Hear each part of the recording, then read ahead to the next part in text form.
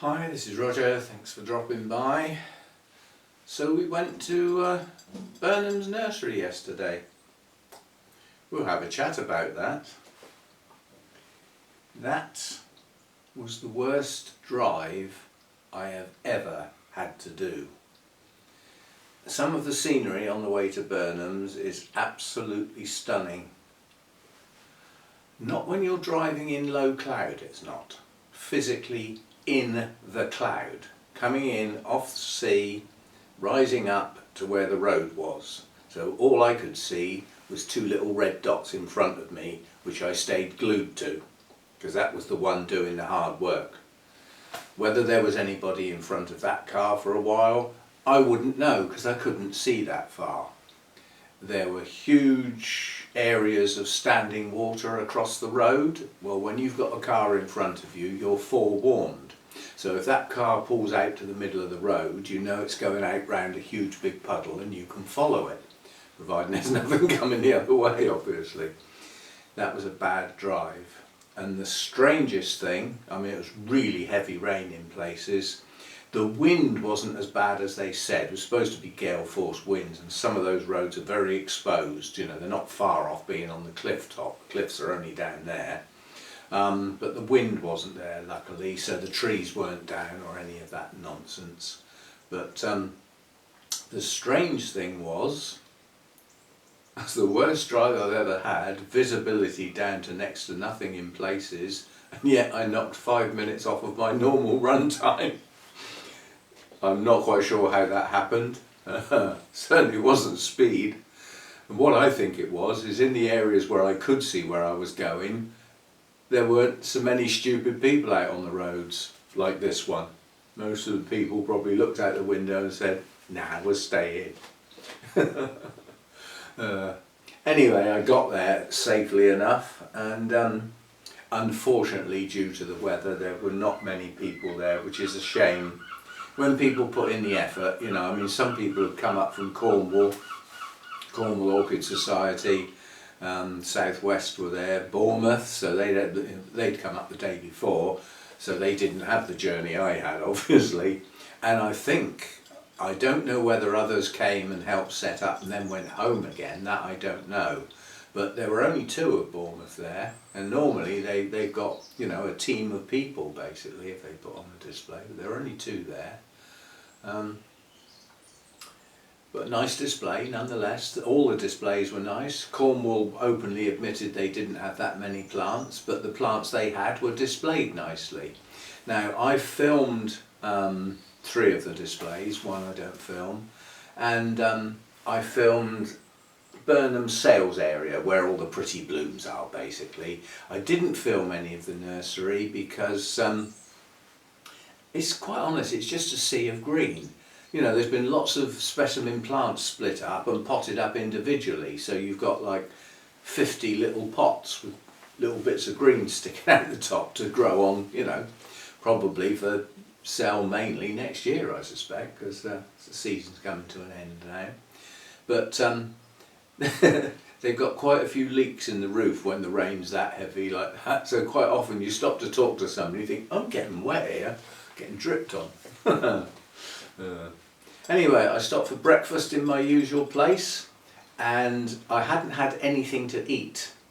I was up at silly o'clock, 3:45 I was up, got my YouTube stuff done and out of the way, and potted around, got myself looking reasonably pretty, which takes longer nowadays, and at the end of it I sort of look in the mirror and go, why do you bother? Nobody cares what I look like. Anyway, I set off, hassle number 1. It's raining, yeah, so dash out to the car, great. Back the car out of the carport, press the little fob, gates won't open. You know, perhaps it's not getting through the rain. Backed up closer to the gates, press the little fob, gates won't open. So I thought, I'm going to have to get out of the car, aren't I? So that means turning the car off to be able to take the keys out. Go out of the car, gates won't open. And then I noticed the little side gate was half open. There's no power on the gates. Well, I've got no control over that. So I had to switch the big gates to manual, go outside, push them open, then back out, then come back inside and push them shut and put the auto switches back on. And obviously at 7:30 in the morning, I'm not going to bang on somebody's door on a Sunday morning, am I? So I just left it and did my day out at Burnhams, not knowing what I was going to come back to. When I came back to, the guy next door was talking to his brother in the driveway. So as I pulled up, the gates were actually open. So I sort of put the nose of the car in and everything, and I said, "Have you sorted out the gates?" And he said, "No." He said, "I can't work it out." So anyway, we had quite a long chat about the gates, and it turns out there was a switch in his lounge that he didn't know what it was for. It was just like a switch on the wall that didn't seem to work any lights, so he left it off.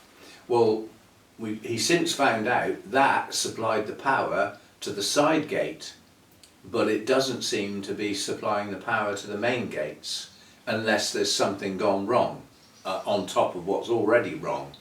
So the gates are on manual now, so every time we want to open the gates, I've got to set the auto switches off, go outside, push them open, and then reverse the process to close them behind me.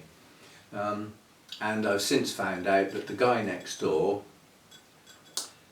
has basically just cleared off. He has no plans whatsoever of coming back and clearing out the rest of his rubbish. He's left stuff in the sheds in the back garden, he's left all the stuff in my shed, he's left stuff in the carport, and apparently he's left all the stuff in the loft. Now, it's not fair that new people moving in have to clear up somebody else's rubbish. He's had months and months and months of knowing that he was going to move when this could have been done. I'm really annoyed. I mean, it doesn't affect me really. The stuff in the shed, I'm going to give him another weekend, and then basically I'll send a text. I wouldn't be surprised if he changes his phone. He's left no forwarding address, so nobody knows where he's gone. And apparently he had loads of debts which he's put onto, well, basically it's what's caused all the delays in the new people moving in. Anyway, that's none of my business, quite honestly. It's just annoying when you seem to have got on with somebody that long and you find out that they're up to dodgy business and up to no good in the background, and yet to your face they're big smiley people, you know. Yeah, a little bit one face that way, one face that way, I think. Anyway, as far as my shed's concerned, I'll give him another weekend. I will send a text saying, you know, is there any chance you're going to clear out this shed? I probably won't get an answer. But then I shall send another text. If I won't know whether it gets through, but it's up to him. I will send a text saying, I'm going to put all your stuff in the shed on the edge of the driveway. You can come and collect it if you wish. If it's still there in a week's time, it's going up the tip. And that'll be it. He either comes and gets it, or I'll get rid of it. And I suspect that's what he's expecting us to do, is clear up his mess for him. Hassles that I don't need. Right, this week, today, I'm having a relatively lazy day. I'm nearly out of water, so the RO units be busying away behind me outside. And I always take advantage, when the RO unit's on, I always take advantage to change the diesel water. Well, as far as my orchids are concerned, that's all I'll be doing today. After yesterday, I came home. I was so tired last night when I got home, I didn't eat. I just flaked out in my chair. Mojo sat on my lap. I watched a bit of telly and I had an early night. Just very, very tired. We have got some plants. We will have new plants. So all I should be doing today is changing the diesel water. That's a faff in itself, you know, because it's all on the floor. The small tray I lift up so that I can get at it, and you know, changing the water on that's quite easy. But the big tray, all the plants have got to be taken out one at a time. You know, then the tray sorted out. And then what I don't do is I don't take the plants out and put them back in the same tray. I take them out into the other tray, and that's where they stay. And then when the other one's empty, I can empty the water out, give it a bit of a clean and put it away ready for next time. But I'll get that done while the RO unit's actually producing water, and then after I've done the desers, it can carry on and fill up all my containers. And with all my containers full, I've got another 2 water changes in the desers from my containers. So that's 3. So that probably gives me at least 4 weeks, at least a month of sorting the Deesers out. Now, as far as the Deesers are concerned, I was hoping the Deeser man John would be there. He wasn't, and we had a bit of a faff trying to find out what his name was, because I'd forgotten. I only had the first bit. But several other people from Cornwall and from Devon Orchid Society also grow Deesers. One guy was very, very helpful, told me what he does and this, that and the other. But he said, I've been growing Deesers quite a long time, and you know, they seem to go in a cycle where you get 2 or 3 years where you get smashing blooms and everything's going well, and then they just go downhill. And then you're like trying to rescue the best ones. He said, and that seems to repeat a cycle. I hope I don't get that problem. But he's tried different things of growing it in, and his latest thing is he's using 50% peat and 50% vermiculite. He said he's tried perlite, he's tried stuff other than peat, he tried growing them in sphagnum moss. So he's tried lots of things. Sometimes I think keep chopping and changing, trying different things is the problem, if you know what I mean. Too much disturbance going on. So mine aren't getting disturbed now well, unless they start climbing out the pots, basically. They've got fresh compost, they get their water replaced. We will have to work out what to do with them when we get some spikes, because obviously they can't stay well where they are, they'll need some height above them. But I suspect I will use small trays. The idea of the big tray will probably go out the window. Once we get into the flowering season, I'll want pots in smaller trays that can be moved around and put on the top shelf and got down, you know, to change the water. So during the growing season next year, we might do away with the large trays and come back to that as they finish. And you know, I mean, come the end of next year, I might be splitting up some more and have even more plants. But yeah, my main concern was feeding. What I really wanted to know was, I mean, when I spoke to John, he said he feeds 2 or 3 times a year at the beginning of the year. He said when you'll see a burst of growth, the growth rate will suddenly increase and you'll start seeing your plants moving. It's obvious. He said they need a feed then, and then he said perhaps a month later and maybe a month after that. But he said 2 to 3 times a year, very, very low feed. So that's what the guy I got the plants from said. And 2 of the people I spoke to said, oh, make sure your feed's really, really low. And then one came out with something else. He said, and make sure the fertiliser you use is not organic. None of that seaweed stuff or anything like that. Use a chemical-based fertiliser. They don't like organic stuff. I'm dubious about that statement, quite honestly.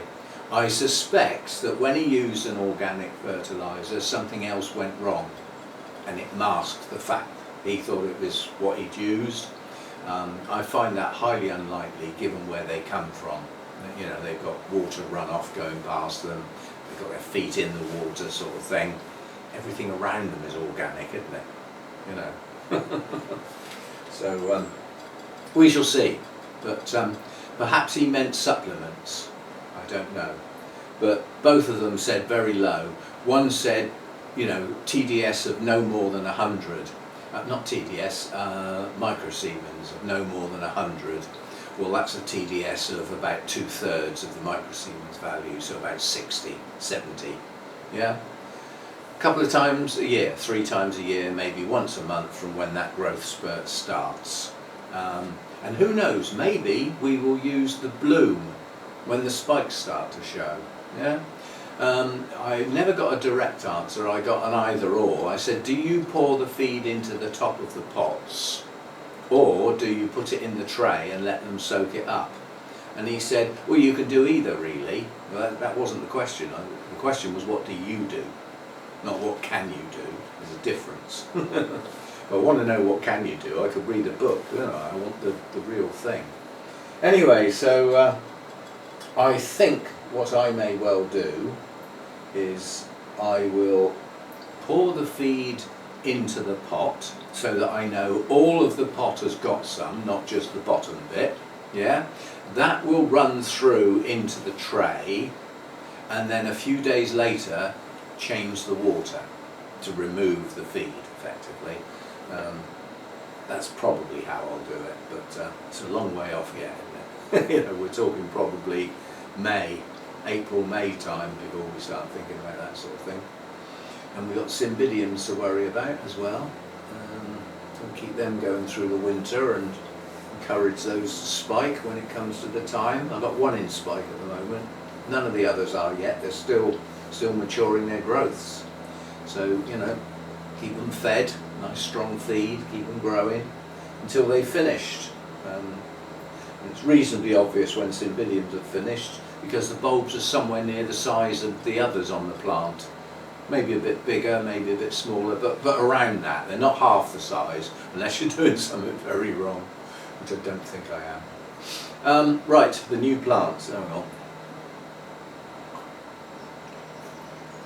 Before it's stone cold. You have to excuse the whirring sound, it's the dehumidifier. It comes and goes, but it's relatively quiet, which is good.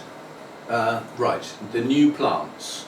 We are revisiting a genus that I have tried many times and failed. So why am I trying again? This is a different environment. This is far more suited to them. These are clues, you're supposed to be starting to guess by now. They are a type of orchid that I've always liked. Most are fragrant, some are very fragrant. They are finicky, probably the fussiest orchids in this grow room, and I haven't even unwrapped them yet. So you should be nearly there by now. They are often sold very incorrectly as Miltonias, but they are Miltoniopsis, and those two are not even similar. There is nothing similar about those plants. One is at the warmer end of intermediate, yeah, likes a bit of warmth, not too much, but likes a bit of warmth, Miltonias. They like quite reasonable light, certainly when they're growing. Whereas Miltoniopsis come from cloud forests. They're cool growers, they like very high humidity, they do not like bright light, and like some other orchids, they hate disturbance around the roots. I'd put them in the same category as Zygopetalums. They do not like their roots messed about with. And this comes from, I believe, in their evolutionary process, they distribute their seed, and if a plant manages to germinate in a suitable place, you have to appreciate in the wild it's never going to move again, is it? And I think they're not very fast at growing roots, and they don't need to be, because they stay put in a moist environment. You know, they've often got, you know, cloud forests, they've often got mist and fog and drizzly, you know, they're always damp, they're always in a damp atmosphere. Don't need lots of roots, do they? Think about it. Consequently, I don't think they produce that good a root system if they lose one, which in the wild wouldn't happen. It's highly unlikely that they would lose their existing root system. They just add to it, slowly but surely. Have I gone deaf? It seems funny when it shuts down. Yes, so anyway, we have revisited the genus Miltoniopsis.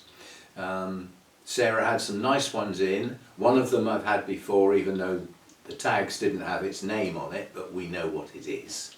And the other one is just a hybrid. It may have a name. Some people may probably, once they see the blooms, volunteer what the name might be. And they may even be right, who knows. And one of them is recent specimen plants have been split up. So this one's relatively recently potted, which means it's been disturbed. It now must stay undisturbed for some considerable time. It's got to get established, it's got to get a root system going. So we'll spin the camera around. I'll keep it on the tripod because obviously I've got paper to take, I've got unwrapping to do and getting out of boxes. I need two hands basically.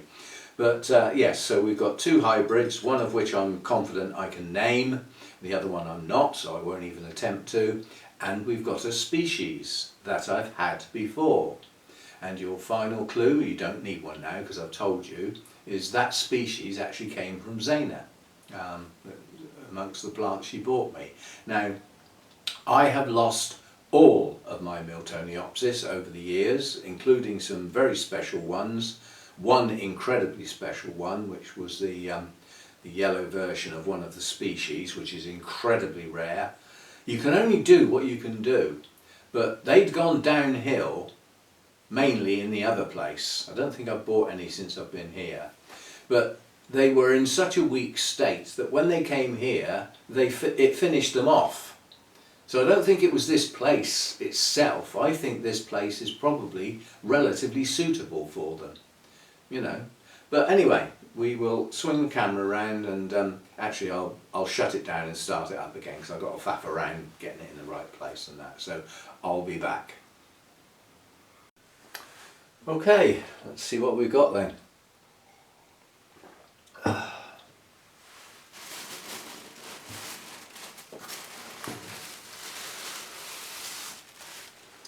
this is the little one, so this is the species. So this has come from Burnhams Nursery, so this is a Burnhams grown plant. They've split up some of their large specimen plants. Arthur was saying that most of their plants, their own, are grown on a 3 to 4 year cycle. So they have a massive basket with a specimen plant in. Let's start at the end and work backwards. So that's where the start point is. When they've filled their big basket, they are a massive plant, at which point they come into the work area, they're taken out and they are split up into lots and lots of pieces, trying to find the natural breaks. But they try and leave one or two pretty big pieces that go back in the basket, and those are left for 3 to 4 years untouched to do it again, to grow into that size specimen plant to be able to split up and sell. Now obviously if you've only got one of those big specimen plants, firstly they're precious, yeah, and when it's split up that's all there is, and it won't be any more when they're sold. That's it, because you're not going to see any more for 3 or 4 years. So this is quite a long process. So this is the little species. It's got a lovely new growth on it. It feels pretty firm in the pot to me. I don't know whether it's actually growing in this bark or whether that bark has been used to top dress it. That I don't know, and it's certainly not coming out of the pot. And this is Vexillaria, and it's actually a named variety, Josephina. Yeah? Presume that's focused. Anyway, I'll set it if it's not, and I'll do a pop-up. So that's the first one. It is a species. I've got to find somewhere relatively shady for these, and that's just got to be left to grow on. I'd like to see 2 more growths on that mature before this is allowed to bloom. So if it tries to bloom, I know people don't like me doing it, but the spikes will come off. I need a strong plant with a very good root system. The blooms can take the strength right out of a plant if it's not ready. So that's that one. We'll do this one next. Oof. Oops, that's if it's going to come out. I know Sarah did squeeze them in there, so to speak. Well, if they're quite tight in the box, then obviously they don't rock around. I mean, all I did was put the box on the back seat and put the seatbelt on. So it was strapped in all the way back. So this is the one that the tag isn't named, but we know what it is. I've had it before. It's in the Miltoniopsis world, it's a relatively common hybrid.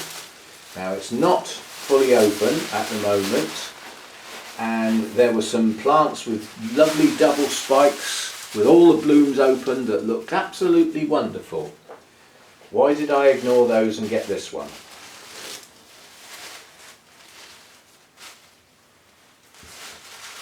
The reason I got this one is that all the other plants were an old bulb and a new bulb with the spikes. This is highly likely to be two plants. If it's one, it'll be a good strong plant, but it's highly likely to be two plants because effectively we've got 3 bulbs, and it was the only plant with 3 bulbs. Hopefully they're all joined together. So we've got 2 spikes, one of which is just starting to open. It's not fully open yet, will be in a day or two, but there should be enough for you to be able to see inside, and already I can hear some of you screaming, "Ah, I recognise that one." It is highly likely to be Her Alexander, one I've had before, although there are others similar. But the tag just says Miltoniopsis, basically. Now these are the new tags that Burnhams are doing. They don't have Burnhams on the tag, but what they do have is their web address. They must have been one of the first nurseries to ever have a web address, because they managed to get www.orchids.uk.com. It's the simplest form, isn't it? But it just has the one word, orchids. So these tags are being produced. This is Burnhams. They've obviously got a new tag machine, and it incorporates the price and the year. So it's got quite a bit of information on there if you know how to read it. And it just says pansy orchid in quotes, large showy flowers, keep shady, humid and water sparingly to the pot. Intermediate, minimum 12 degrees. I'd say cool to intermediate, because they can go cooler than that. Now this is in a coir media, which as we know holds a lot of water. Well, it ain't going to get a lot. It's going to only get water when it's light, lifts up, flies up in the air, hardly any weight to it at all, and it will get some water around the edge. It's not going to get a soak like some of my other plants do. The roots can rot quite easily. So I liked that one. There's 2 spikes there, and the other good thing about this one is the 2 spikes are coming from 2 separate bulbs, not from the same one. So again, they're not draining the strength of the bulbs. That took me a long time to find that one. I was looking through all of them over and over again. It was the first one I bought, so in amongst the looking at it was the decision, am I going to have another go at some Miltoniopsis? Well, I eventually picked it up, put it in the basket, started a basket rather than the box, and then going around the nursery I found the Vexellaria next. There were 2 different varieties there. I chose that one without knowing what the blooms looked like, but it's a Vexellaria. It's a named variety, yes, so it's a bit special, but it's still a species. I still know what the blooms are going to look like. And then the last one, which is a bit more of a showy one, and it's probably, if I remember rightly, like most of them were for sale, just the 2 bulbs with the spikes. And this one has no open flowers, but this one had 4 spikes. And was one of the best looking plants, which is, quite honestly, that's what I look for when I'm buying orchids. I'm looking for the best plant, not the best blooming. The best plant will normally provide you with more blooms over the years. A weak plant that's been forced into bloom might have the best blooms on it this time round, but you might never see them again. Right, so this one just again says Miltoniopsis, same information as before basically. So, and it's not a bad plant. This one is highly likely to be 2 plants. This plant here, this plump bulb here with 2 spikes coming out, has got these 2 bulbs, one with a leaf and one with that. That's a bit of a giveaway. The Miltoniopsis have a single leaf coming out of the top of the pseudo bulb. Yeah, most other Oncidium types have 2, so that makes them. And they've got this silvery grey glaucous type leaves, which also makes them quite different from normal oncidiums. And then the other plant has got a nice strong leaved back bulb and a new bulb that's also got 2 blooms coming out. It's also quite wet, but it's showing a lot of roots near the surface. I suspect that pot is absolutely full of roots. Well, we certainly hope so. But the blooms aren't open yet, so we get to patiently wait and see them open as and when they do. And some clumsy person who put these little clips on, that one has squashed the first bud, so we'll move it and see if the bud can recover. This one here has pinched a bud and broken it. That's the first bud, lost. Second bud, sorry. So we'll move that slightly, position it nicely and put the clip back on.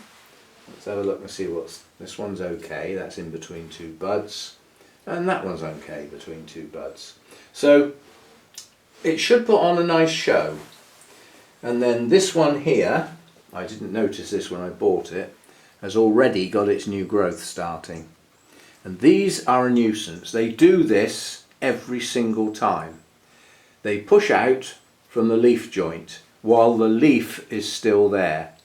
It's incredibly tempting to take the leaf off to allow the roots to grow. If you do that, the new growth will often rot because you've exposed it to the moisture at the base. I think the leaves should stay there until they fall off naturally. The roots will push through. Nobody goes round in the wild pulling the leaves off, do they? So I'm not, as I've got a new growth to sort of experiment with, I'm not going to take that leaf off. It's starting to yellow anyway. I'm just going to wait and see what happens and see if the roots sort of help push it off. So those are the 3 that I got. Very soggy box. Very soggy. That's to go out to the dustbin. Oh, the other thing is the new people recycle. So unlike the other people who just had one huge kitchen bin with a non-recyclable liner in it, absolutely everything went in there, and then that bin liner, when it was full, went in whichever dustbin had the most room in. No attempt at recycling whatsoever. So these people do, so I can now start doing it again because I've always done that, and there was no point in doing it here. You know, there's the point in putting my stuff in the right bin when none of the other stuff in there wasn't the right stuff. But I will start again now. I'm going to start doing things properly. So there we go. Those are my 3 new plants. Miltoniopsis, and we'll get them in some water trays. These 2 probably won't get watered for a fortnight because they're wet. Very wet in this case. Yeah, I want them to dry, and they will take a while to dry off. The problem I've got now is where to put them. Where are we going to put them? I need somewhere that's not too bright. I think I might put them on the shelf. Let me get the camera down. I think this might be a reasonable place. Because it's light, but not bright light. Because it's not a top shelf. You know, these are my, you know, these are getting the most light. That's my Noblies and things, you know, and other stuff. So, you know, that's quite bright light, or things that are either in spike or in bloom. What's left of Derek's plants are all spread out on that shelf. They won't fit on there, they'd be too tall because of the spikes. See, now this shelf is perfect for them, but unfortunately if I put plants on there apart from the ones I've got, I won't be able to see the bird feeders. So the answer is they're going to have to go here. So what I'll do is I'll move these are all odontypes anyway, so I'll move the smaller ones of these forward to make a row along the front, and those can go down in the gap between the ones near the glass and the ones at the front. So they're back away, you know, they're in reasonable light but not bright, not my brightest light. I mean they could go on there, but the spikes will touch the top, so it's not worth it. They could go on the staging with the cymbidiums, I suppose, on the bottom one, but they'll be in the way. you know there's a top shelf there? Mind you, I've only just cleared that top shelf off because it's so difficult to get at with the Cymbidium staging here. It'd be silly to then start using it again. Nope, I think they will go there. Yes, what can we do for you? Noisy? But, it's just woken up again. But yeah, so we're going to give Miltoniopsis a go. And I'm going to apply some different logic to them to the other place. The other place, you know, I was forever trying to keep it cool in the summer. Everything got covered in, you know, heavily watered to try and keep them hydrated, and it was not an ideal environment for those plants. So the fact that they progressively went downhill and eventually didn't make it is, you know, reasonably obvious. But in here, they will be kept quite a bit drier. They will be kept out of the strongest light, and we'll see how we go. They're also very low feeders. They're like the Odontoglossums. In fact, they need virtually the same care, quite honestly. And we'll see how we get on. We'll give them a go.